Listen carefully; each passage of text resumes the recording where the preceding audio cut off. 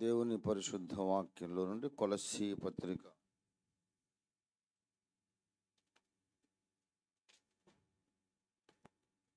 మొదటి అధ్యాయము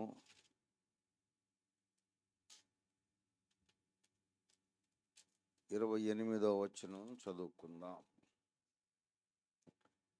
కొలస్సీ పత్రిక మొదటి అధ్యాయం 28వ వచనం చదువుకుందాం.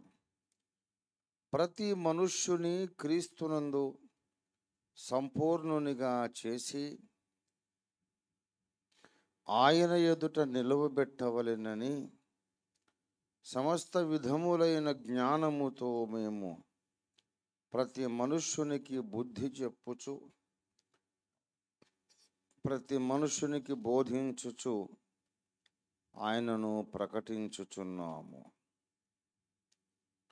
దేవుడి వాక్యాన్ని మన వినికిడిలో మన ధ్యానములో ఆశీర్వదించునుగాక. చిన్న మాట ప్రార్థన చేసుకుందాం.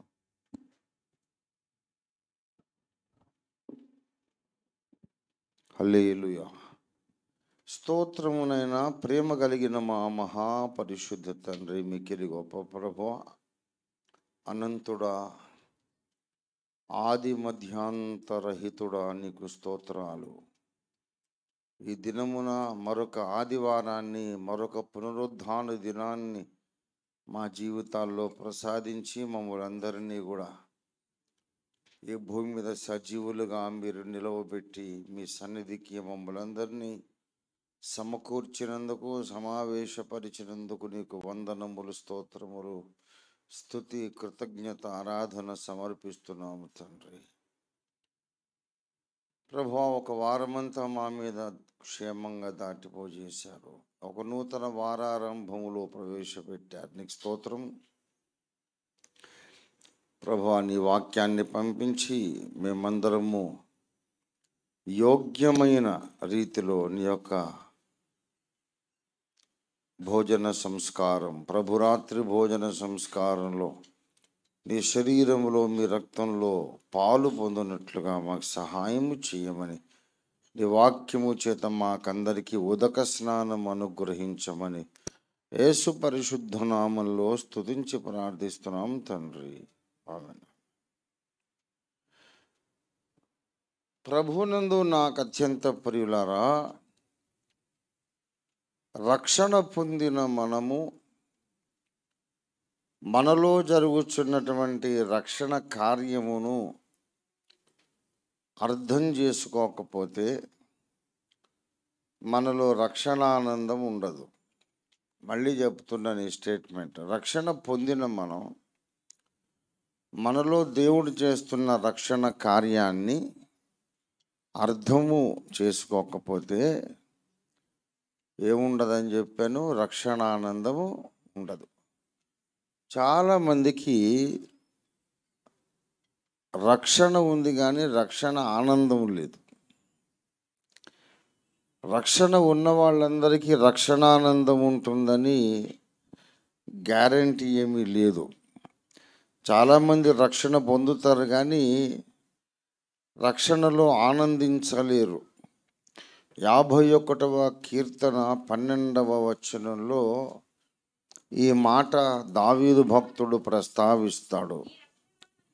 నీ రక్షణానందము నాకు మరల పుట్టించుము, సమ్మతి గల మనస్సు నాలో కలుగజేసి నన్ను దృఢపరచుము. నన్ను గట్టిగా చేయమంటున్నాడు. నన్ను స్థిరపరచు, నన్ను బలపరచు.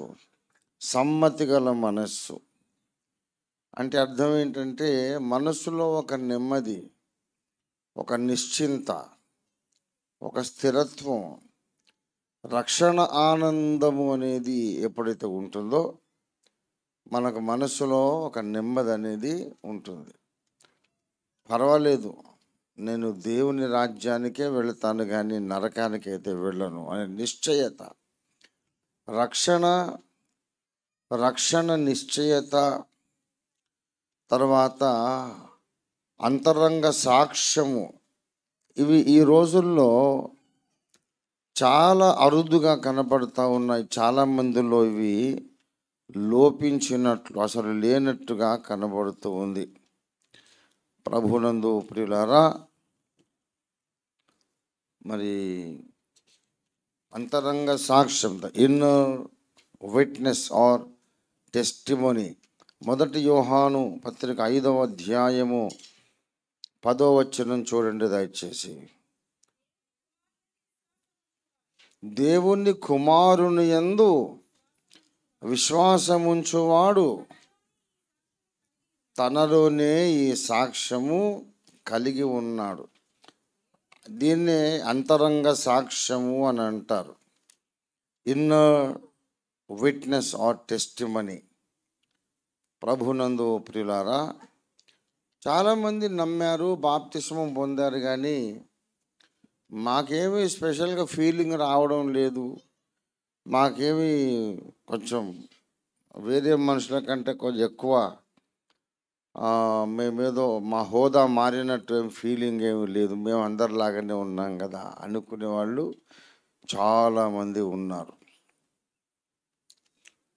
ప్రభువులు ఆనందించండి, అందరూ హల్లెలూయా చెప్పండి అంటే చెప్తాము, హల్లెలూయా అని అనమంటే అంటాము, కానీ ఏదో పాస్టర్ గారు చెప్పమన్నారు కనుక చెప్తున్నాం, కానీ హృదయంలో నుండి మాత్రం స్తుతి పుట్టడం లేదు. రక్షణ ఆనందము అనేది మనకు చాలా అవసరము. ప్రభునందు ఆనందించుట వలన మీరు బలము పొందుతారన్నాడు. దేవునికి స్తోత్రం కలుగునుగాక. ప్రభునందు ప్రియులారా, మనకు బలం ఎలాగొస్తుందంటే పరిశుద్ధాత్మ శక్తి పొందుట వలన మనం బలం పొందుకోగలుగుతాము.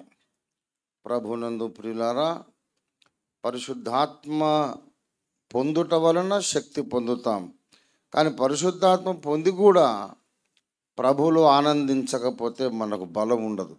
నెహెమ్యా గ్రంథం 8వ అధ్యాయము 10వ వచనం. నెహెమ్యా 8, వారితో ఇట్లా నేను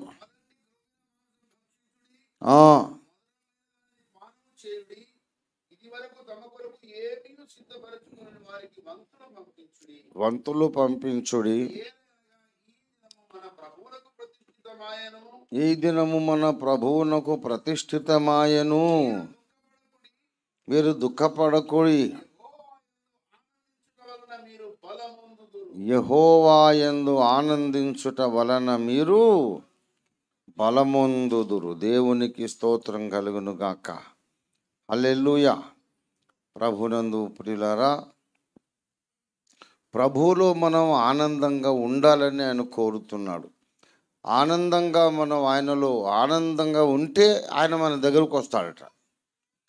ఆనందంగా ఉంటే మన దగ్గరకు వస్తాడట. జకరియా గ్రంథము 2వ అధ్యాయము 10వ వచనం చూడండి దయచేసి. జకరియా 2:10.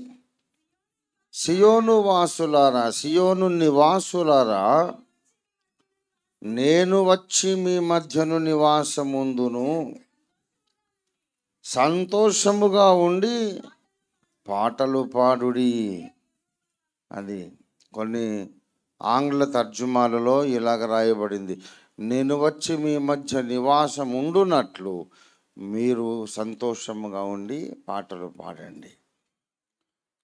అండి condition, so that I can come and dwell amongst you. Be happy and sing unto the Lord. మీరు సంతోషంగా ఉండి పాటలు పాడండి. Be happy. You have a reason to be happy. ప్రభునందు ప్రియులారా, ఎందుకు మనం సంతోషంగా ఉండలేము అనంటే, మనస్సు అవసరమైన దాని మీద లగ్నము చేయకుండా వ్యర్థమైన దాని మీద లగ్నం చేయడమే కారణం. దేవుడు మన కొరకు చేసిన మేళ్ల మీద దృష్టి పెట్టకుండా మన సమస్యల మీద దృష్టి పెట్టడమే కారణం. దేవుడు మనకు ఏది చూపిస్తున్నాడో దాన్ని చూడకుండా సాతాను చూపించే వాటిని చూడడమే మనలో సంతోషం లేకపోవడానికి కారణం. ప్రియులారా, కొంతమంది భక్తి ఎక్కువై ఇంకా ఆ భక్తి యొక్క ఫలితం ఏంటంటే ఎప్పుడు ఏడుపు ముఖమే పెట్టుకొని ఉంటారు. భక్తి ఎక్కువైనోడు ఆనందంగా ఉండాలి, కానీ భక్తి ఎక్కువైపోయి విచారం ఎక్కువైంది, దుఃఖం ఎక్కువైపోయింది, అశాంతి ఎక్కువైపోయింది అనే పరిస్థితుల్లో చాలామంది ఉన్నారు. కొన్ని సంఘాలు ఉన్నాయి, అసలు మేమే ఎత్తబడే సంఘం, వేరే సంఘాలు లేవు, పరలోకానికి వెళ్ళవు.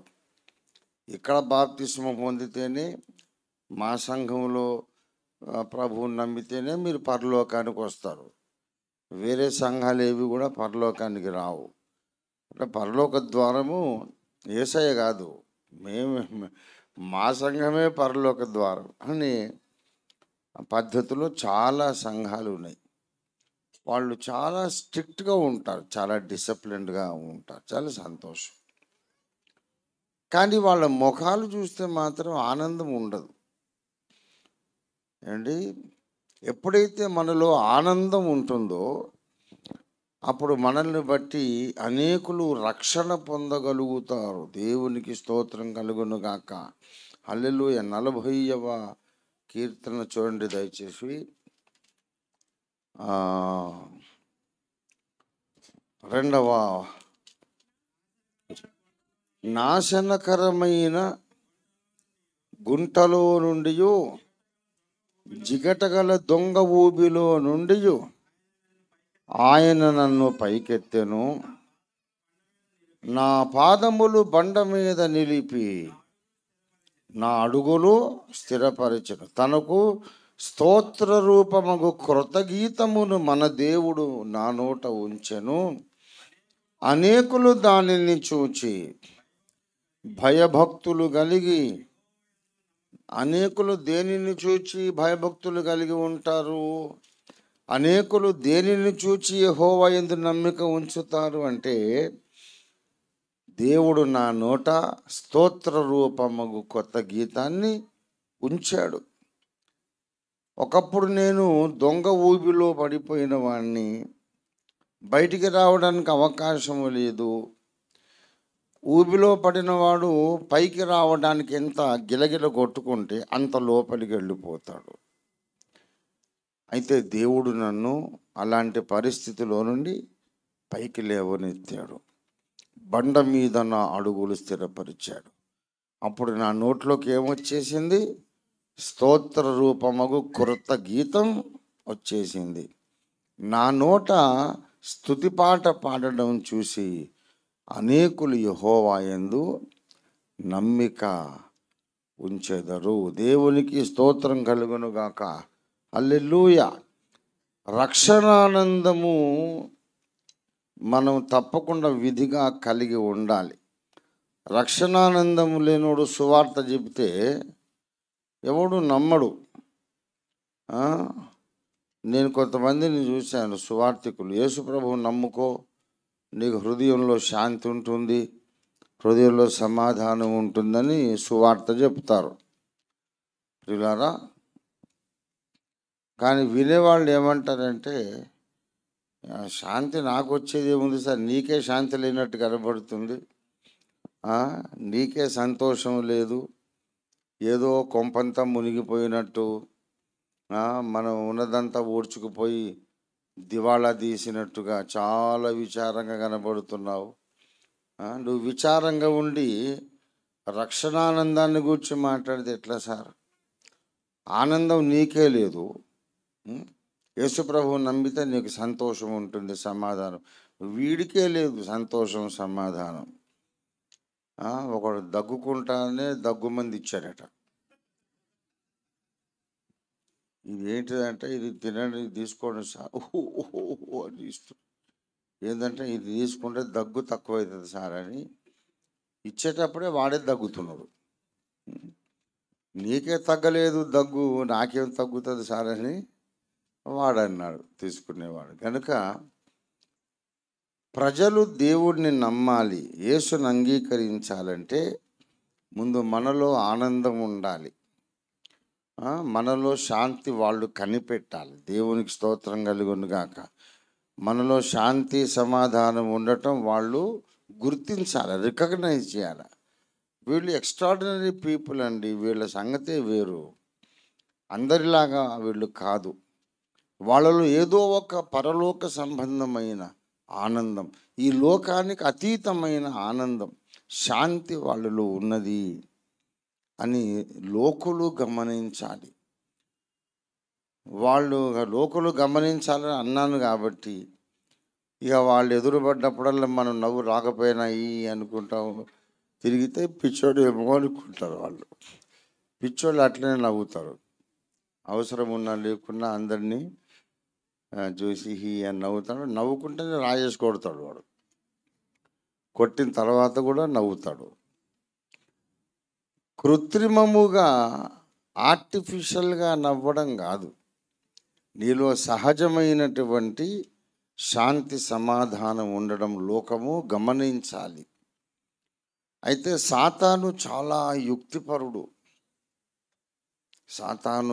యుక్తిపరుడు. వాడిని ఎప్పుడు నేను ఒక బిరుదు పెట్టి పిలుస్తా, వాడు దుష్ట మేధావి, ఈవిల్ జీనియస్. చాలా జీనియస్ కానీ ఈవిల్ జీనియస్. మనము రక్షణ సువార్త ప్రకటించడం వలన ఈ లోకమంతా రక్షణ పొందుతుందేమోనని వాడు ఏం చేశారంటే, మీరు రక్షణ సువార్త ప్రకటించొద్దంటే వినరు, ఆపండి అంటే ఆపరు. కొట్టినా మీరు సువార్త చెబుతారు, తిట్టినా చెబుతారు, ఆఖరికి కొంతమంది తలకాయలు నరికేసినా సరే మీరు సువార్త చెబుతారు, ఆపరు. కనుక మీరు సువార్త ఆపరు కాబట్టి మీరు సువార్త చెప్పినా కూడా అది లాభం లేకుండా నేను చేస్తాను. మిమ్మల్ని సంతోషము లేని వాళ్ళుగా తయారు చేస్తాను, మిమ్మల్ని దుఃఖభరితులుగా తయారు చేస్తాను అని వాడు తీర్మానించుకున్నాడు. ఇది సాతాను తంత్రములలో ఒకటి. సాతాను యొక్క తంత్రములలో ఒకటి. విశ్వాసులు సువార్త చెప్పకుండా వాడు ఆపలేడు కనుక నువ్వు చెప్పినా లాభం లేకుండా చేస్తాడు. ఎలా చేస్తాడంటే నీలో సంతోషం లేకుండా చేస్తాడు. నీలో సంతోషం లేకుండా చేస్తే నువ్వు సువార్త చెప్తే ఎట్లుంటుంది? దగ్గుకుంటా దగ్గుమంది ఇచ్చినట్టు ఉంటుంది. ఎవడు నమ్మడు. యేసుప్రభువుని నమ్మితే ఏం సంతోషం సార్, నమ్మనోళ్ళే బాగున్నట్టున్నారు మీకంటే, ఎప్పుడు చూసినా మీరు ఏడు ముఖాలు, సంతోషం లేదు ఏమి లేదు అని లోకులు అనుకుంటున్నారు.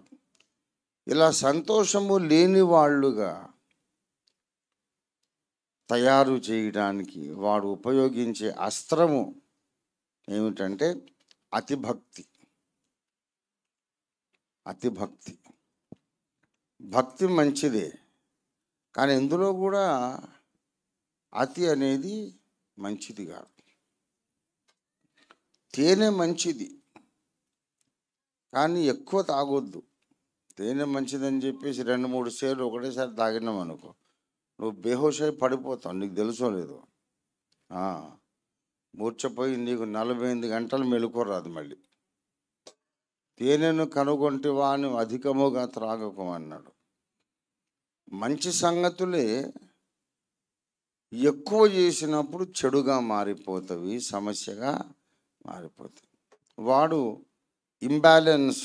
బ్యాలెన్స్ అవుట్ అయ్యేటట్టు చేస్తాడు. అందులో ఒకటి ఏంటంటే మనం పరిశుద్ధంగా ఉండాలి, పరిపూర్ణులము కావాలి, సంపూర్ణులముగా కావాలి అనే ఆశ మనలో పుట్టించి మనలోని లోపాలను చూపించి నువ్వింకా సంపూర్ణురాలివి కాలేదు, నువ్వింకా సంపూర్ణుడివి కాలేదు, ఇంకా నీలో ఎన్నో లోపాలు ఉన్నాయి, నువ్వు సరిగా ప్రార్థన చేయట్లేదు, నువ్వు సరిగా బైబిల్ చదవట్లేదు, నువ్వు ఒక ఆత్మను కూడా రక్షించలేదు ఇప్పటిదాకా, కనుక నువ్వు వేస్ట్, నువ్వు రక్షణ పొందు కూడా వేస్ట్, నువ్వు దేవునిలో సరిగా జీవించట్లేదు, కనుక దేవునికి నువ్వంటే ఇష్టం లేదంటాడు వాడు. నువ్వు సరిగా ప్రార్థన చేయట్లేదు, నీ కానుక సరిగా లేదు, నువ్వు బైబిల్ సరిగా చదవట్లేదు, కాబట్టి దేవునికి నీవంటే ఇష్టం లేదు. ఈ అబద్ధం చెబుతాడు వాడు. మరి మనలో ఎన్నో లోపాలు ఉన్నాయి, లేవా? ఉన్నాయి కదా. కాబట్టి విశ్వాసులు పరిశుద్ధముగా ఉండాలి, లోపము లేకుండా ఉండాలి, సంపూర్ణులుగా ఉండాలని ఆశించి, నేను అలాగ లేను కదా, ఉండవలసినంత పరిశుద్ధంగా లేను కదా అని తమ్మును తామే నిందించుకొని, తమ్మును తామే దూషించుకొని, సంతోషాన్ని పోగొట్టుకొని దేవుని సన్నిధిలో ఎప్పుడు దుఃఖముఖులై దుఃఖంతో నింపబడి ఉంటారన్నమాట. ఇక్కడ ఒక తిరకాసు ఉంది, ఒక చిట్కా, ఒక కీలకమైన రహస్యం ఉంది. బాగా గమనించాలి అందరూ కూడా. ఈ ఒక్క విషయం మీరు అర్థం చేసుకుంటే సాతానుకు మీరు కొరకరాని కొయ్య అయిపోతారు. వాడు మిమ్మల్ని ఏం చేయలేడు. ఇంకా మనం సంపూర్ణలం ఇంకా కాలేదు. వాళ్ళ మూలవాక్యం చదవండి ఏంటో, ప్రతి మనుషుని క్రీస్తునందు సంపూర్ణునిగా చేసి ఆయన ఎదుట నిలవబెట్టవలెనని. ప్రతి మనుషుని సంపూర్ణునిగా చెయ్యాలి. సంపూర్ణునిగా చెయ్యాలంటే అర్థం ఏంటి? వీళ్ళు ఇంకా ఏం కాలేదన్నమాట, సంపూర్ణులు కాలేదు. అలాగే ఎఫెసీ పత్రిక 4:13 కూడా పరిశుద్ధులు సంపూర్ణులు అగునట్లు, అంటే పరిశుద్ధులు ఇంకా ఏం కాలేదు, సంపూర్ణులు కాలేదు. గనక అక్కడ ఆగిపోతారు కొంతమంది, అక్కడ ఆగిపోతారు. పరిశుద్ధులు ఇంకా సంపూర్ణులు కాలేదు. కనుక నేను ఇంకా అసంపూర్ణుడను, అసంపూర్ణురాలను, నాలో చాలా లోపాలు ఉన్నాయి. కనుక దేవునికి నేనంటే ఇష్టం లేదు. ఆయన పరిశుద్ధుడు, పరిశుద్ధంగా ఉండమని ఆజ్ఞాపించాడు. ఆయన పరిపూర్ణుడు కనుక మీరు కూడా పరిపూర్ణులుగా ఉండాలి అని ఆజ్ఞాపించాడు. కానీ నేను ఉండలేకపోయాను. కాబట్టి దేవునికి నేనంటే ఇష్టం లేదు అనే ఒక సబ్కాన్షియస్ డిప్రెషన్ అనేది లోపల బాగా మనుషుల్లో పేరుకుపోయింది, బాగా స్థిరపడిపోయింది. People are not happy about their own spiritual life. ప్రియులారా, భక్తి పరులు, భక్తి కలిగిన స్త్రీలు కానీ పురుషులు కానీ తమ సొంత ఆత్మీయ జీవితాన్ని గూర్చి సంతృప్తి పడరు. నేను బాగానే ప్రార్థన చేస్తున్నా, కానీ ఇంకా ఎక్కువ ప్రార్థన చేయాలి. బైబిల్ చదువుతున్నా, ఇంకా ఎక్కువ చేయాలి, ఇంకా ఎక్కువ పరిశుద్ధంగా ఉండాలి. ఉండాల్సినంతగా నేను పరిశుద్ధంగా ఉండలేదు గనక నేను వేస్ట్, దేవుడు నన్ను త్రోసివేస్తాడు, నన్ను ఇష్టపడడు అని మొత్తం డిప్రెషన్లోకి వెళ్ళిపోతారు. ప్రియులారా, మనము గ్రహించి గుర్తుపెట్టుకోవలసిన ముఖ్యమైన విషయం ఏంటంటే, మనము పరిపూర్ణులము, సంపూర్ణులము కాలేదు అనేది ఎంత నిజమో, మనల్ని ఆల్రెడీ సంపూర్ణులుగానే దేవుడు చూస్తున్నాడు అనేది కూడా అంత నిజం. ఇది గమనించాలి. వాస్తవానుభవం ఏమిటి? మనం ఇంకా సంపూర్ణులో కాలేదు, కానీ దేవుడు మనలను సంపూర్ణులుగా చూస్తూ ఉన్నాడు. దయచేసి కొలస్సీ పత్రిక 2వ అధ్యాయము 10వ వచనం చూడండి. మరియు ఆయన యందు మీరును సంపూర్ణులై ఉన్నారు. 1:28లో ఏం చెప్పాడు? సంపూర్ణులుగా మిమ్మల్ని చేయాలి. 1:28లో ఏముంది? సంపూర్ణులుగా చేయాలి. కానీ 2:10లో ఏమనుంది? మీరు ఆల్రెడీ సంపూర్ణులై ఉన్నారు. ఆల్రెడీ సంపూర్ణులై ఉన్నోళ్లను మళ్ళా సంపూర్ణులుగా చేయడం ఏంటి? ఇది సెల్ఫ్ కాంట్రడిక్షన్ లాగా లేదా? స్వయం ఖండన. మీరు సంపూర్ణులై ఉన్నారు, మిమ్మల్ని సంపూర్ణులుగా చేయాలి. ఏమిటిది? సంపూర్ణులారా మిమ్మల్ని నేను సంపూర్ణులుగా చేయాలి. ఏమంటున్నావా పౌలు, మతిపోయిందా నీకు? అసంపూర్ణులారా మిమ్మను సంపూర్ణులుగా చేయాలి అనాలా, కానీ పౌలు ఏమంటున్నాడు? సంపూర్ణులారా మిమ్మల్ని నేను సంపూర్ణులుగా చేస్తాను. బాగా గమనించాలి. రక్షణలో ఉన్నటువంటి ఒక బ్యూటీ, ఒక సౌందర్యం, చక్కని విషయం ఏంటంటే, మనము సాధించాలనుకున్న పరిశుద్ధత, సంపూర్ణత అవి ఆల్రెడీ మనలో ఉన్నట్లుగా దేవుడు చూస్తూ ఉన్నాడు. ఈ విషయాన్ని మనం గమనించాలి. God looks upon you as you are already perfect. ఎందుకు? క్రీస్తునందు మీరు సంపూర్ణులై ఉన్నారు. 10వ వచనం చూడండి, 2:10. ఆయన యందు మీరును, అంటే ఎవరి యందు? 9వ వచనంలో చెబుతాడు, దేవత్వం యొక్క సర్వ పరిపూర్ణత శరీరముగా క్రీస్తునందు నివసించుచున్నది. ఆయన యందు మీరును తండ్రి, కుమార, పరిశుద్ధాత్మలనబడే త్రిత్వము క్రీస్తులో నివసించుచున్నది. దేవునిలోని సకల దైవ లక్షణాలు క్రీస్తులో నివసించుచున్నవి.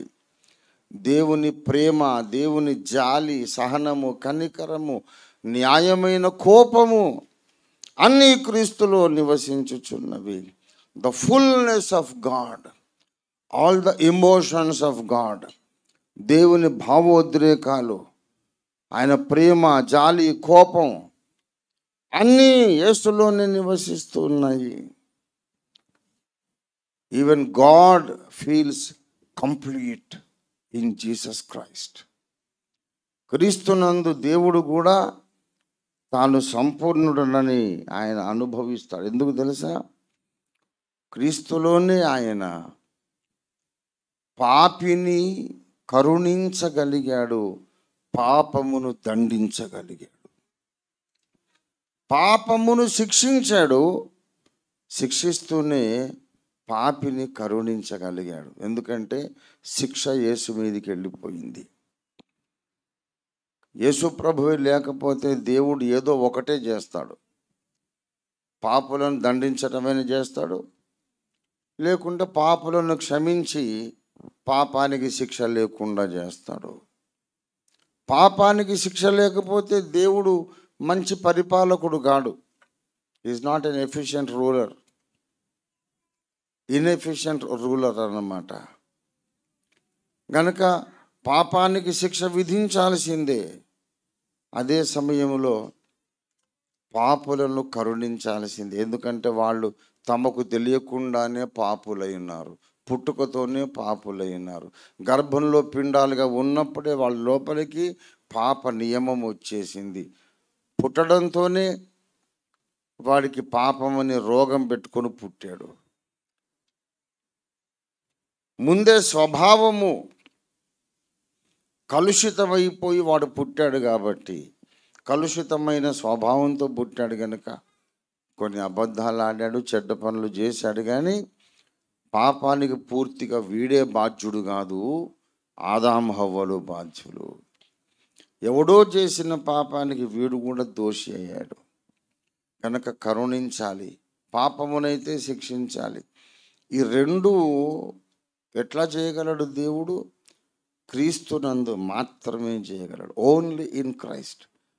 అందుకే దేవుడు కూడా క్రీస్తునందే సంపూర్ణుడు. దేవునికి స్తోత్రం కలుగును గాక. దేవుడు కూడా క్రీస్తునందే సంపూర్ణుడు. క్రీస్తు కూడా దేవునిలోని భాగమే. ఆయనలోని ఒక భాగాన్ని క్రీస్తుగా భూమి మీదకి పంపి ఆయనలో ఈ రెండు పనులు చేశాడు. పాపులను కరుణించి పాపమును శిక్షిస్తూ ఈ రెండు కృపచూపుతూనే ఆయన మరి కోపించుచునే వాత్సల్యమును జ్ఞాపకం చేసుకున్నాడు. వారి పాపాన్ని శిక్షిస్తూనే వాళ్ళను కరుణించువాడయ్యాడు. కనుక దేవత్వం యొక్క సర్వ పరిపూర్ణత క్రీస్తులోనే నివసిస్తూ ఉంది. మరి అలాంటప్పుడు నీవు నేను ఎలాగ పరిపూర్ణం కాగలం? మనకు కూడా అదే దిక్కు. దేవుడు క్రీస్తులోనే తన సంపూర్ణతను మనకు కనపరిచాడు. All the emotions of God క్రీస్తులోనే మనకు కనబడుతున్నాయి. గనక మనము కూడా క్రీస్తులోనే సంపూర్ణులము. దేవునికి స్తోత్రం కలుగును గాక. మీరును అన్నాడా 11లో? ఏమండి, మీరును అంటే అర్థం ఏంటో చెప్పండి నాకు. మీరును అంటే మీరు కూడా, మీరును అంటే మీరు కూడా, అంటే ఇంకెవరో కూడా ఉన్నారు. ఎవరంటే ఆ 10లో ఉన్నదన్నమాట. ఆయన యందు మీరును సంపూర్ణులై ఉన్నారు. మీరును అన్నాడు. మరి ఇంకెవరు అని అంటే 9వ వచనంలో దేవత్వము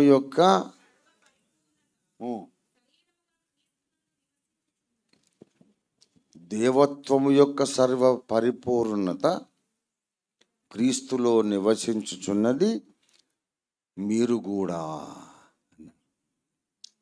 అంటే దేవుడు ముందు పరిపూర్ణుడు యేసులో, తర్వాత మీరు కూడా ఆయనలోనే సంపూర్ణులు. దేవునికి స్తోత్రం కలుగును గాక. ప్రియులారా, మనము సంపూర్ణులము కావాలని ప్రయత్నం చేస్తున్నాం. అదే సమయంలో మనము ఆల్రెడీ సంపూర్ణులమై ఉన్నాం. ఈ రెండు ఏకకాలములో ఎలా నిజమవుతాయి? సంపూర్ణులము కావడానికి ప్రయత్నం చేస్తూనే మనం సంపూర్ణులము ఎలాగా అవుతాము?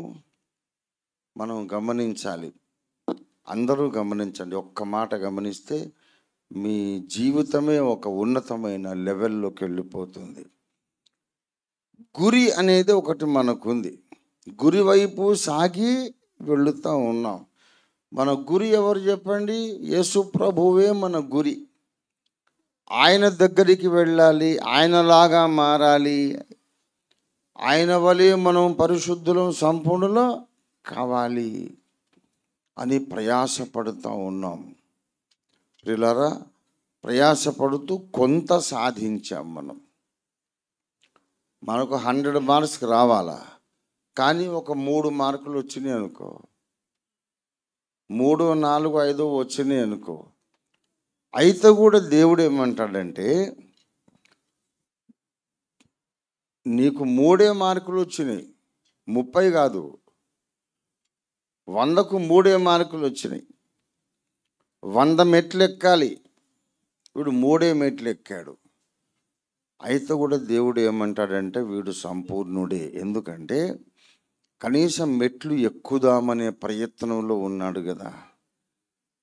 దేవుడు నీ ఆశను లెక్కలోకి తీసుకుంటాడు. నీ ప్రయత్నాన్ని ఆయన పరిగణనలోకి తీసుకుంటాడు. నీ ఆశ, నీ ప్రయత్నం, నీ సిద్ధ మనస్సును దేవుడు నీ చర్యగా తీసుకుంటాడు.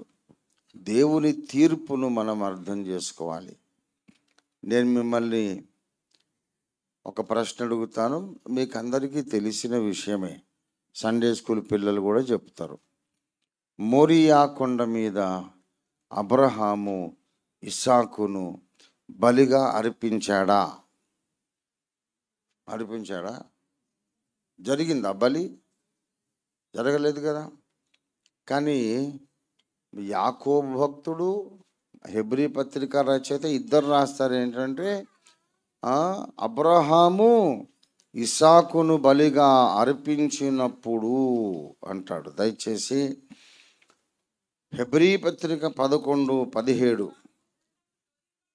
అబ్రహాము శోధింపబడి విశ్వాసమును బట్టి ఇస్సాకును బలిగా అర్పించెను.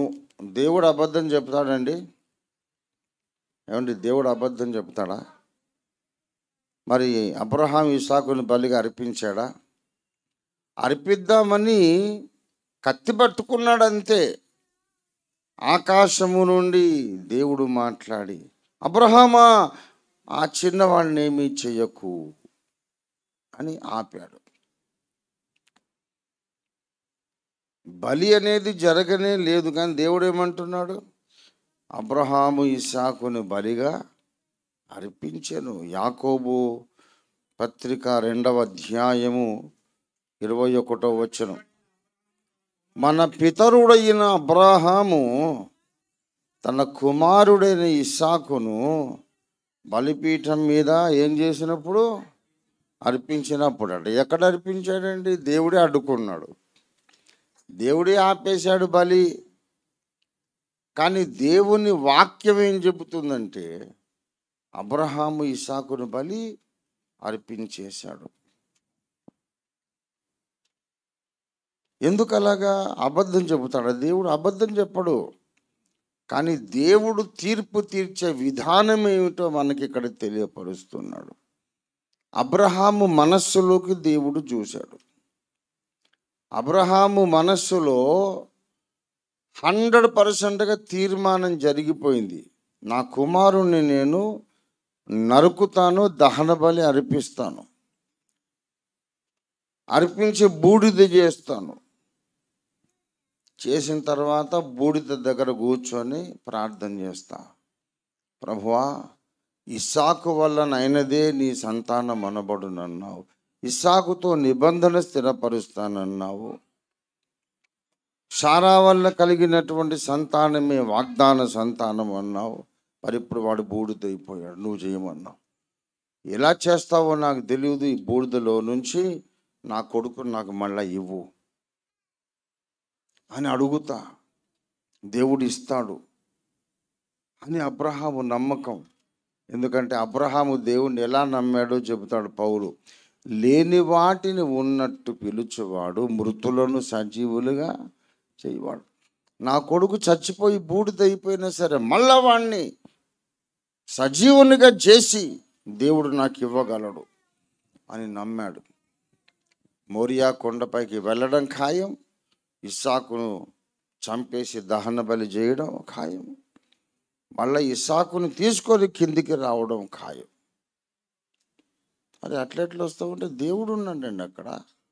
ఆయన చెప్పినట్టు నేను చేస్తాను, తర్వాత ఆయన చెప్పిన వాగ్దానం నెరవేర్చమని అడుగుతా, కనుక నా కొడుకుని నేను చంపుతా తప్పకుండా అనుకొని కత్తి గిత్తి తీసుకుపోయాడు. కొడుకును కాళ్ళు చేతులు కట్టేశాడు, బలిపీఠం మీద పెట్టాడు, కత్తి పట్టుకున్నాడు. అబ్రహాము మనస్సులో బలి జరిగిపోయిందంతే. దేవుడు లెక్క రాసుకున్నాడు, అర్పించేశాడు. కానీ ఇక్కడ వాస్తవంగా ఇస్సాకు బ్రతికే ఉన్నాడు. కనుక నీ మనస్సులోని బలమైన తీర్మానము, చిత్తశుద్ధితో నీవు చేసే ప్రయత్నము నిజంగా నీవు ఆ పని చేసినట్టే అని దేవుడు లెక్క రాసుకుంటాడు. దేవునికి స్తోత్రం కలుగును గాక. ఇప్పుడు నిన్ను గూర్చి దేవుని అంచనా ఏంటంటే, ఆ నా కుమారుడు, ఆ నా కుమార్తె మోషేలాగా ప్రార్థన చేయలేకపోయారు, ఏలియాలాగా ప్రార్థన చేయలేకపోయారు, ఓలీవల కొండ మీద యేసులాగా ప్రార్థన చేయలేకపోయారు. కానీ వాళ్ళ హృదయంలో అలా ప్రార్థన చేయాలనే బలమైన తీర్మానం ఉంది కదా, అలా చేయాలనే ఆరాటం ఉంది, ప్రయత్నం ఉంది, వేదన ఉంది. ఈ వ్యవహారం అంతా, ఈ ఆశ, కోరిక, ప్రయత్నము, వేదన అంతా చూసి వీడు ఆ ఎత్తైన కొండ మీదకి ఎక్కాలని ప్రయత్నం చేస్తున్నాడు కనుక ఇవాళ కాకపోతే రేపు వీడు కొండ మీదకి ఎక్కుతాడు, వాడిని నేనే ఎక్కిస్తాను కొండ, వాడిని చేయి పట్టుకొని. కాబట్టి వీడు కొండ మీదకి ఎక్కినట్టే, ప్రయత్నములో ఉన్నాడు కనుక కొండెక్కినట్టే విలువ అని దేవుడు లెక్క రాసుకుంటాడు. మీరు సంపూర్ణులు ఇంకా కాలేదు, కానీ మీ హృదయంలోని బలమైన ఆశను బట్టి మిమ్మల్ని సంపూర్ణులుగా దేవుడు లెక్క కడుతున్నాడు. మీరు చేసే బలమైన ప్రయత్నాలను బట్టి సంపూర్ణులుగా దేవుడు లెక్క కడుతున్నాడు. కనుక మనం 2 అభిప్రాయాలు మనసులో స్థిరపరచుకోవాలి. నేను ఇంకా ఎదగవలసినంతగా ఎదగలేదు కనుక నేను ఎదిగే ప్రయత్నంలో ఉండాలి. అట్ ద సేమ్ టైం నేను ఈ ప్రయత్నం కలిగి ఉన్నందుకు దేవుడు నన్ను బట్టి సంతోషిస్తున్నాడు. దేవునికి స్తోత్రం కలుగును గాక. నేను పరిశుద్ధునిగా మారాలి, పరిశుద్ధురాలిగా మారాలి, ప్రార్థనా పరులుగా మనం మారాలి అనే ఆశ కలిగి ఉన్నాము, ప్రయత్నం చేస్తున్నాం.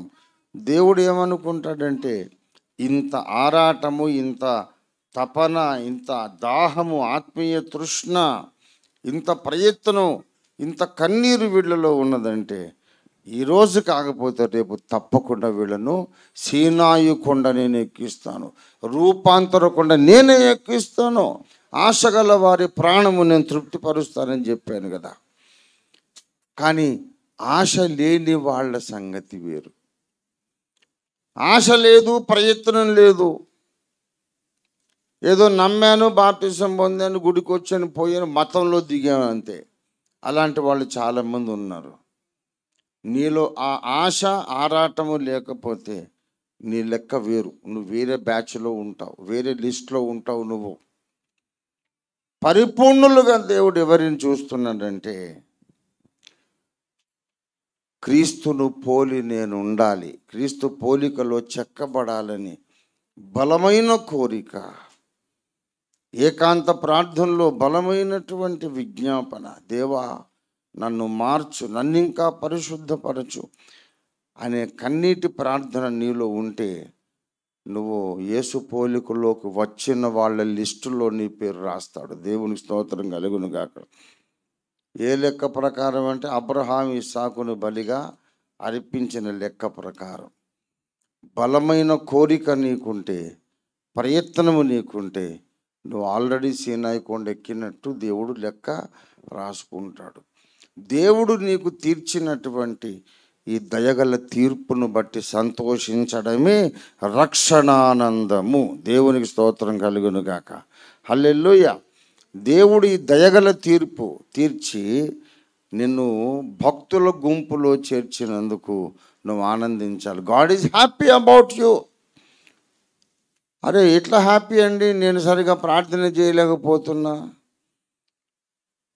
అంటే నేను చెప్పాను, మొన్న ఒక బ్రదర్ వచ్చాడు నా దగ్గరికి, నేను సరిగా ప్రార్థన చేయలేకపోతున్నాను, దేవుడు ఎట్లా సంతోషిస్తాడు నన్ను గూర్చి, నేను ప్రార్థన చేయలేకపోతున్నాను, నేను బాధపడుతున్నాను, కాన్సన్ట్రేషన్ కుదరడం లేదు, ప్రార్థన చేత కావట్లేదు, దేవుడు ఎలా సంతోషిస్తాడు అంటే నేను చెప్పిన సమాధానం, ఆ యవనస్తుడికి నేను చెప్పిన సమాధానం ఏంటంటే, ప్రార్థన చేయలేకపోయానని నువ్వు వేదన పడుతున్నావు కదా, ఆ వేదనను చూసి దేవుడు సంతోషిస్తున్నాడు. దేవుని స్తోత్రం కలుగును గాక. God is happy that you are not happy about your prayerless life. ప్రార్థన లేని బ్రతుకు నేను బ్రతుకుతున్నానే, అయ్యో నేను ఎంత దౌర్భాగ్యున్నని ఏడుస్తావు చూడు, దాన్ని బట్టి దేవుడు ఆనందిస్తున్నాడు. అంటే నువ్వు ఇంకా గురి వద్దకు చేరాలనే ప్రయత్నం మానలేదు, ప్రయత్నం వదిలిపెట్టలేదు, ఆశ వదిలిపెట్టలేదు కనుక తప్పకుండా దేవుడు నిన్ను కొండ మీదకి ఎక్కిస్తాడు. మునుముందు జరిగేది అదే. ఒక కుమారుడు, మన కుటుంబంలో ఒక కుమారుడు ఎంబీబీఎస్లో చేరాడు. ఎంబీబీఎస్లో సీట్ వచ్చింది, చేరాడు. వాడు ఇంకా 6 సంవత్సరాలు చదవాలి, 5 ఏళ్ళు చదవాలి, మళ్ళీ హౌస్ సర్జన్సీ ఉంది. అప్పటి నుంచే మొదటి నుంచే వాడిని నేను, బాబు ఏం డాక్టర్ గారు బాగున్నారా అని ముద్దుగా మురిపంగా పిలుస్తూ ఉంటాను. డాక్టర్ గారు, డాక్టర్ గారు, డాక్టర్ గారు. ఏమండి, వాడు చిన్నగా ఉన్నప్పుడు అడిగేవాడిని, నువ్వేమవుతావు పెద్దయ్యాక? చిన్నప్పుడు 5 ఏళ్ళ పాలుడు, 6 ఏళ్ళ పాలుడు, ఏమవుదాం అనుకుంటా, నేను డాక్టర్ అవుతాను అన్నాడు. వాడు అరే తదాస్తు, ఎరా డాక్టర్ బాగున్నావా అని ముద్దు పెట్టుకునేవాడిని. వాడు పెద్దోడు అయిపోయాడు, వాడికి నీట్లో వాడికి క్వాలిఫై అయ్యాడు, వాడికి సీట్ వచ్చింది. వాడు now he's in MBBS first year. చిన్నప్పటి నుంచి ఏమని పిలిచాను, డాక్టర్ గారు, డాక్టర్ గారు అన్నాను. ఇప్పుడు వాడు నీట్లో వాడు మంచి ర్యాంక్ వచ్చి సెలెక్ట్ అయ్యాడు. వాడు ఇప్పుడు ఎంబీబీఎస్లో చేరాడు, డాక్టర్ కోర్సులో చేరాడు. డాక్టర్ గారు అంటున్నా, ఇంకో 4-5 ఏళ్ళకు వాడు నిజంగానే మొదటి నుండే డాక్టర్ డాక్టర్ డాక్టర్ అంటే వాడు నిజంగా డాక్టర్ అయిపోతున్నాడు. అలాగా మీరు సంపూర్ణులు అని దేవుడు మాట్లాడి దేవుని వాక్కు మీలోనికి పంపిస్తున్నాడు కనుక దేవుడు సెలవిచ్చిన ఏ మాట అయినా నిరర్ధకం కానేరదు. నాలో ఇంకా లోపాలు ఉన్నాయి నిజమే, కానీ దేవుని దృష్టిలో నేను క్రీస్తును బట్టి సంపూర్ణుణ్ణి. దేవునికి స్తోత్రం కలుగును గాక. నేను ఇంకెంతో నేర్చుకోవాలి, ఇంకెంతో పెరగాలి, ఇంకెంతో పరిశుద్ధ పరచబడాలి, ఇంకెంతో కడగబడాలి. కానీ అదే సమయంలో దేవుడు నన్ను అసహ్యించుకోవడం లేదు, దేవుడు నిన్ను అసహ్యించుకోవడం లేదు. నీలో ఉన్నటువంటి పవిత్రమైన హృదయ వాంఛలను బట్టి మోషే వలె ఏలియా వలె నేను ఉండాలా. పాట ఉంది కదా, ఆశ అయితే ఉంది నాలో అందుకోలేకున్నాను అండి, నా చెయ్యి పట్టుకో నా యేసయ్యా అని పాట రాశారు. అది యెహోషువ గారు పాడి పాపులర్ చేశారు, కానీ ఎవరు వేరే భక్తుడు రాశాడు ఆ పాట, షాలీం ఇజ్రాయెల్ గారు రాశారా. కానీ బాగా మన యెహోషువ గారు పాడినందుకు అందరూ ఆయనే రాశారేమో అని కూడా చాలామంది అనుకుంటున్నారు. షాలీం ఇజ్రాయెల్ గారు రాశారు. ప్రియులారా, ఆ ఆశనే దేవుడు నీ సంపూర్ణతగా భావిస్తున్నాడు. నీలోని యేసు రూపముగా దేవుడు పరిగణిస్తున్నాడు. దేవునికి స్తోత్రం కలుగును గాక. హల్లెలూయా. ఇది గ్రహించినప్పుడు నీలో ఎక్కడ లేని ఆనందం వచ్చేస్తుంది. With all your weaknesses and short Cummins, నీలోని సకలమైన లోపాలు, బలహీనతలు, నీ ఓటములు, నీ తొట్టుపాట్లు అన్నిటితో పాటు దేవుడు నిన్ను అంగీకరించాడు, దేవుడు నిన్ను ప్రేమిస్తున్నాడు, దేవుడు నిన్ను ముద్దు పెట్టుకుంటున్నాడు. నువ్వు దేవునికి ముద్దొస్తున్నావంతే. చిన్న పిల్లల్ని చూసి మనం చూసి మనం ఏదో అయిపోతాం. ఇప్పుడు అర్జెంటుగా ముద్దు పెట్టుకోవాలా, లేకపోతే ముద్దు పెట్టుకోకుండా వెళ్ళిపోతే చాలా హృదయం గాయపడుతుంది ఏమండి. ఆ పసిపాపలను చూసి ముద్దు పెట్టుకోవాలని మనకి ఎలాగ ఇన్స్టింక్ట్ వస్తుందో, పరిశుద్ధత కొరకు ప్రయత్నించే నిన్ను చూసి దేవునికి అంత ముద్దు వస్తూ ఉన్నావు నువ్వు. దేవునికి స్తోత్రం కలుగును గాక. హల్లెలూయా. ప్రియులారా, అప్పుడు మనకు రక్షణ ఆనందం కలుగుతుంది. సైతాన్ ఏం చేస్తాడంటే, ఇంకా నువ్వు కొండ మీదకి ఎక్కలేదు కదా గనక నువ్వు దేవునికి ఇష్టడివి కాదు, దేవునికి నువ్వంటే ఇష్టం లేదు అంటాడు. కానీ మనం వాడికి ఎదురు సమాధానం చెప్పాలి. ఏడబ్ల్యూ టోజర్ గారు ఒక మాట చెప్పాడు, I talk back to the devil అని. I talk back to the devil ఒక పుస్తకం పేరు అది, ఏడబ్ల్యూ టోజర్ గారి పుస్తకం. క్రైస్తవ జీవితంలో దేవునితో మాట్లాడటమే కాదు, ఆ శత్రువుతో కూడా మనం అప్పుడప్పుడు మాట్లాడుతూ ఉండాలి. వాడు మనకు చెబుతున్న అబద్ధం ఏంటంటే, నీలోని లోపములను బట్టి దేవుడు నిన్ను అసహించుకుంటున్నాడు అని వాడు అబద్ధం చెబుతున్నాడు. కానీ అసలు వాస్తవం ఏంటంటే, లోపములు ఉన్నప్పటికీ, అనేక లోపములున్న నన్ను దేవుడు సంపూర్ణుడిగా చూస్తున్నాడు. ఎందుకంటే యేసు ప్రభు వారిని నేను ధరించుకున్నాను. I'm perfect in Christ, not outside Christ. In Christ I'm perfect. ఇలారా చిన్నపిల్లలు రంగుల కళ్ళజోళ్ళు పెట్టుకుంటారు, రోడ్ల మీద అమ్ముతూ ఉంటారు అండి. అదేదో ఒక రంగు కాగితం ఉంటుంది దానికి, అంతే పెద్ద, అది లెన్స్ ఏం కాదు. ఇంకా అది పెట్టుకుంటే లోకమంతా వానికి ఎర్రగా కనిపిస్తుంది అనమాట. కొంతమంది ఏమో ఆకుపచ్చ గ్రీన్ పేపర్ అంటిస్తారు దానికి, వానికి అదొక సరదా. ఆ ఎర్ర కళ్ళజోడు పెట్టుకుంటే లోకమంతా ఎర్రగా ఉంటుంది. అలాగే దేవుడు మనలను చూసేటప్పుడు డైరెక్ట్గా చూడడు, క్రీస్తు అనే కళ్ళజోడు పెట్టుకుంటాడు ఆయన. ఆయనకంతా క్రీస్తులాగే కనపడుతుంది. దేవునికి స్తోత్రం కలుగునుగా. నువ్వు క్రీస్తులాగా కనపడతావు దేవునికి. ఎందుకంటే క్రీస్తునందు నువ్వు విశ్వాసం ఉంచావు. ఆయన జీవము నీలో పనిచేస్తుంది. With all your weaknesses you are still accepted by God. దేవునికి స్తోత్రం కలుగునుగాక. ఏమండి, ఇంకా చాలా ప్రసంగం పొడిగించాల్సి వస్తుంది, కానీ నేను ముగించేస్తాను.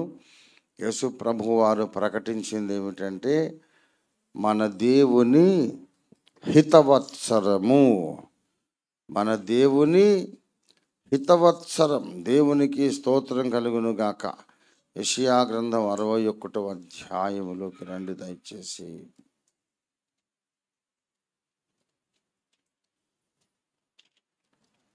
యెషయా గ్రంథం 61:2. యెహోవా హితవత్సరమును,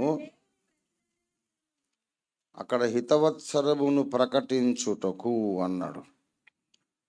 ఈ హితవత్సరమని ఎందుకు తర్జుమా చేశారో తెలియదు, కానీ మీ దగ్గర ఇంగ్లీష్ బైబిల్ ఉంటే చూడండి, the acceptable year of the lord అని ఉంటుంది. ఇంగ్లీష్ బైబిల్లో హితవత్సరం అంటే ఏంటి? Acceptable year of the lord అంటే దాన్ని కరెక్ట్గా తర్జుమా చేస్తే మన దేవుని అంగీకార సంవత్సరం. దేవుడు మనుషులను అంగీకరించే సంవత్సరం. You are accepted by almighty God in Jesus Christ. యేసునందు నీవు అంగీకరించబడ్డావు కాబట్టి మనం సంతోషించాలి. అయితే ఇక్కడ తిరకాశ ఏంటంటే, దేవుడు ఇంత గొప్ప కృప మన మీద కనపరిచిన తరువాత, ఇంత గొప్ప దయగల తీర్పు మన మీద ప్రకటించిన తరువాత, మనం దాన్ని గుర్తించకుండా ఇంకా ఏదో మన కొంప మునిగిపోయినట్టు ఎప్పుడు ఏడు ముఖం పెట్టుకొని విచారంగా ఉంటుంటే, వీళ్ళకు రక్షణ ఆనందం ఎక్కడిది? రక్షణ విచారమే ఉంది వాళ్ళకు. రక్షణ విషాదం. ఇప్పుడు నేనే మీ ఇంటికి వచ్చాను అనుకోండి, అయ్యగారు వస్తున్నారని చెప్పి మీరు కష్టపడి నాకు ఇష్టమని మటన్ బిర్యానీ అన్నీ తీసుకొచ్చి చికెన్ లెగ్స్ డీప్ ఫ్రై చేసి అన్నీ నాకు ఇష్టమైనవన్నీ మీరు చేసి పెట్టారనుకోండి, నేను వచ్చి వాటిని భుజించి వాటిని తీసుకొని బాగున్నాయి బాబు, అమ్మ చాలా బాగా చేసావు అని వెళ్తే మీరు సంతోషిస్తారు.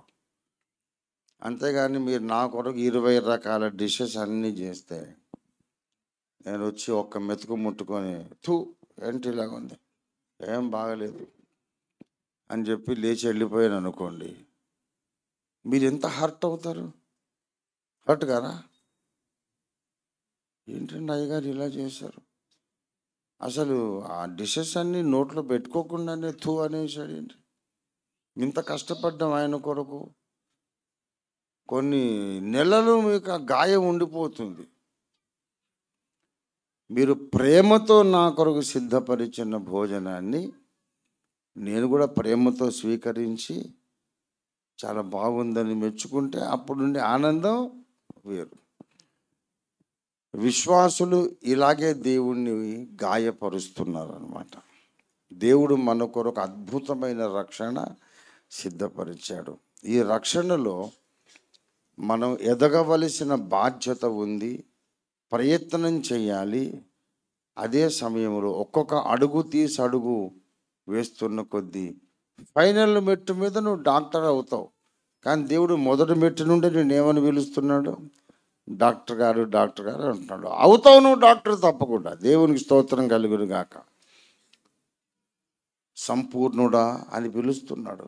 నువ్వేమో 3వ మెట్టు మీద ఉన్నావు, 4 ఎక్కడానికే ప్రయత్నం చేస్తున్నావు. సంపూర్ణుడా అంటున్నాడు. నేను ఎక్కడ సంపూర్ణుడిని ప్రభువా, ఇంకా 4వ మెట్టు ఎక్కలేదు. No don't worry about that. Keep on trying. You will reach the peak definitely. Keep on trying. నేను నీకు మార్కులు వేసేసాను, నువ్వు తప్పకుండా కొండ శిఖరం మీదకి చేరుతావు.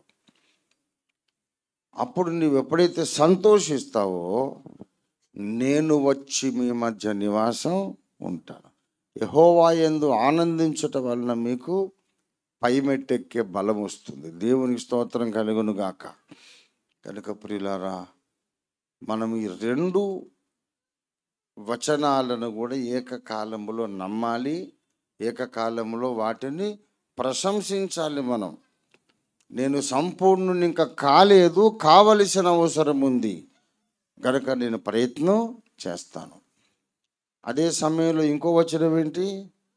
నేను ఇంకా సంపూర్ణుని కాకపోయినా చాలా మెట్లు ఎక్కాల్సి ఉంది, అయినా సరే దేవుడు ఆల్రెడీ నన్ను పరిపూర్ణురాలిగా చూస్తున్నాడు. దేవుని దృష్టిలో నేను సంపూర్ణుణ్ణి యేసయ్యను బట్టి.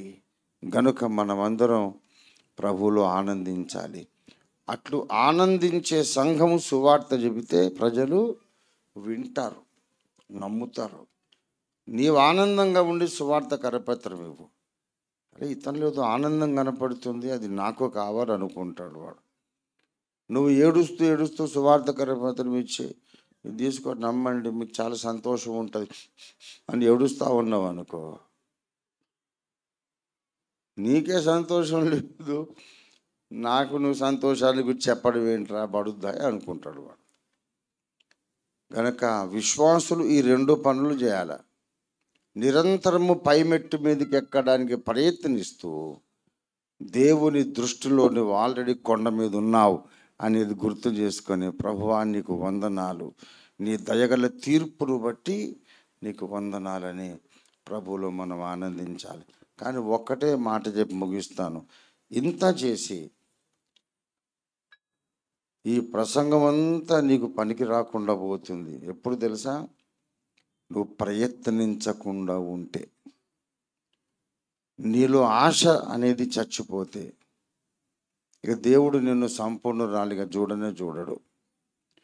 నువ్వు చేయాల్సింది ఏంటంటే ఆశ అనేది ఆరిపోకుండా మండించుకుంటూ ఉండాలి. దేవునికి స్తోత్రం కలుగును గాక. భక్తుల జీవిత చరిత్రలు చదవాలి. బైబిల్లోని భక్తులు, తర్వాత ఆధునిక భక్తుల వాళ్ళ చరిత్రలు చదవండి. వాళ్ళలాగా నేను ఉండాలని ఆశించండి. ఆ ఆశను మండిస్తూ ఉండాలి. ప్రయత్నం అనేది ఆపొద్దు. ఆఖరి మాట చెబుతున్నాను, నీ జీవితంలో చాలా గొప్ప ప్రమాదం ఏంటంటే, చాలా ప్రయత్నించాను కానీ కొండ మీదకి ఎక్కలేకపోయాను, ఇక నా వల్ల కాదు, నేను వదిలేస్తా ప్రయత్నం, నేను ఎప్పటికీ మోషేను కాలేను, ఏలియాను కాలేను, పౌలును కాలేను, యేసులాగా అసలే కాలేను, ఇక నా చేత కాదు అని వదిలేస్తావు చూడు, అక్కడ నువ్వు జారిపోతావు. ఆ పని చేయొద్దు. ఆశ ఎప్పుడూ కలిగి ఉండాలి, ప్రయత్నం ఎప్పుడూ కలిగి ఉండాలి. దేవుడు నన్ను అంగీకరించాడనే నమ్మకం కలిగి ఉండాలి. అప్పుడు నీలో ఆనందం ఉంటుంది.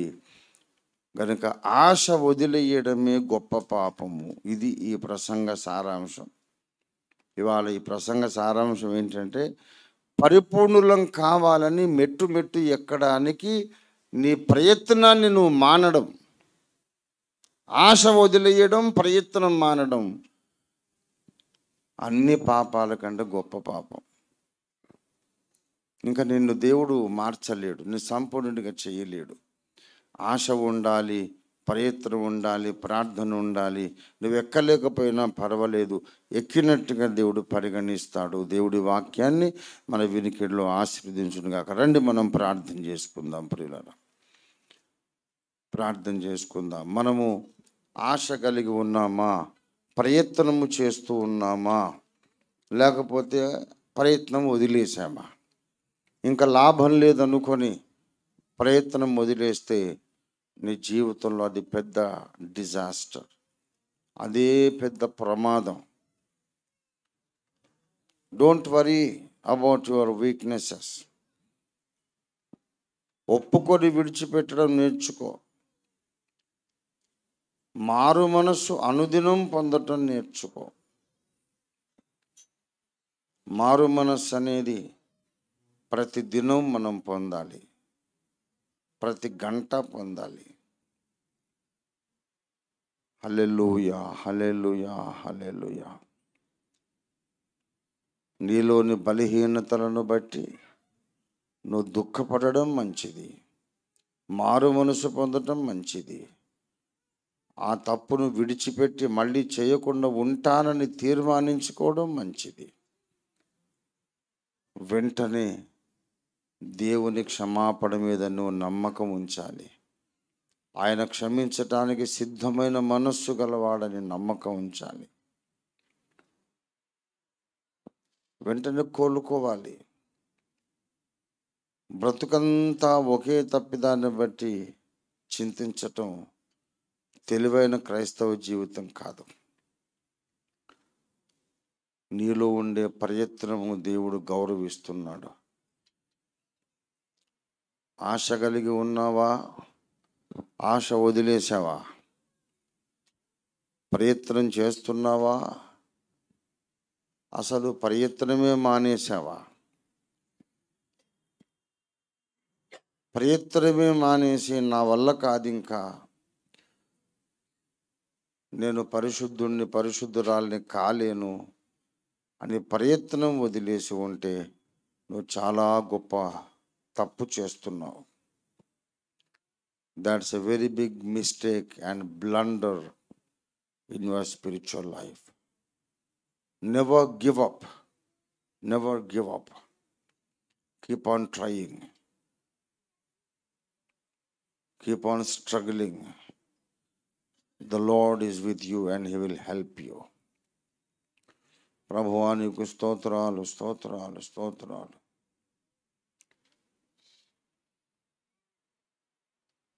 నేను పరిపూర్ణుడను కాలేదు, పరిపూర్ణురాలను కాలేదు, కానీ కావాలని ఆశిస్తున్నాను. నా ఆశను నీవు లెక్కలోకి తీసుకున్నావు, గౌరవిస్తున్నావు. నీకు వందనాలు. మీరు ఉచితముగా నాకు ఇచ్చిన నీతి వస్త్రము కొరకు నీకు వందనాలు. నాలో పొరపాట్లు జరిగినప్పుడు పశ్చాత్తాపపడే కృపనిస్తున్నందుకు నీకు వందనాలు. మారు మనసు పొందటానికి మీరు నన్ను ప్రేరేపిస్తున్నందుకు నీకు వందనాలు. With all my weaknesses, lord, I'm still your child.